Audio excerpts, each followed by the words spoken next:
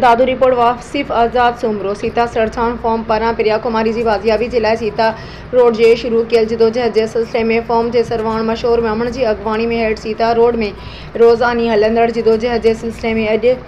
152 ॾींहं 5 महीना ऐं 2 ॾींहं एहतजाज कयो वियो। शहज़ाद अली मेमण, मुराद अली मला, अरबाब अली जामरी, सरदार अली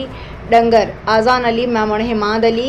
आराई, अवेस अली मेमण, अब्दुल रज़ाक सियाल, आफ्ताब सोलंकी, गुलाम हुसैन मलिक, अब्दुल वहीद मला ऐं ॿिया शरीक थिया। उन मौक़े ते मशहूर मेमण ऐं ॿियनि चयो त प्रिया कुमारी जी बाज़ियाबी ताईं एहतजाज जारी रहंदो।